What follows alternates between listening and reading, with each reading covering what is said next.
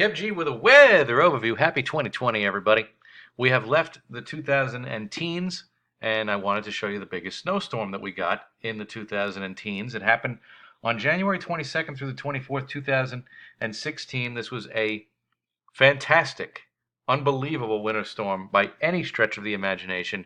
20 to 30 inches of snow fell across the region.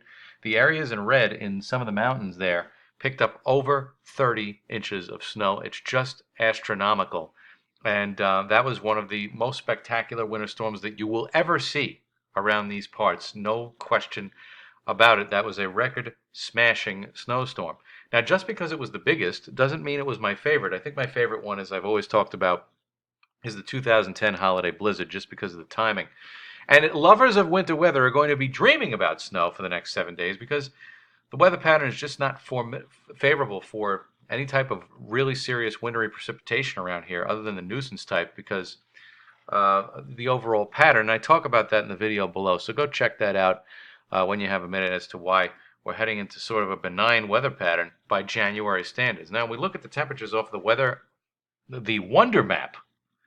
You don't really see a lot of cold air anywhere. Now, we have upper 30s, low 40s here. It's cloudy, but that's nothing by January standards. It's basically where we should be this time of year. But you turn your attention over to places like Minnesota and Wisconsin.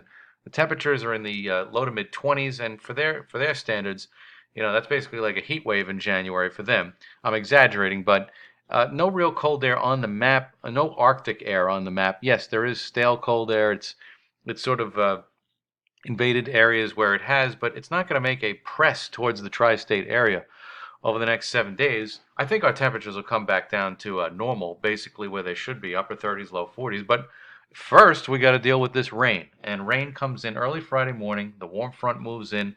After it goes by, it's cloudy and dreary and damp because we have this southerly flow off of the relatively cooler Atlantic waters. That's going to bring a lot of cloud cover around for Friday.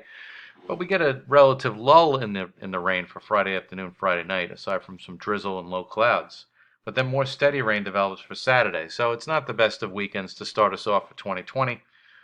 And we'll get rid of the rain by Saturday night into Sunday. Maybe a passing snow shower will develop for Sunday, but otherwise it's just breezy and chilly with temperatures around 40.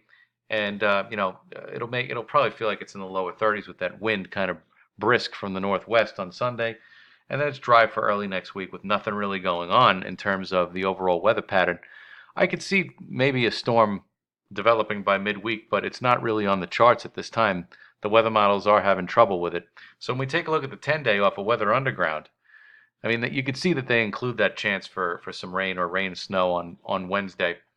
But that's not on the models don't have a handle on it. That's why the model that we just looked at didn't even have it. So we'll see. And overall, it's an overall tranquil weather pattern. For the most part, we'll get rid of this rain, this pesky rain over the weekend.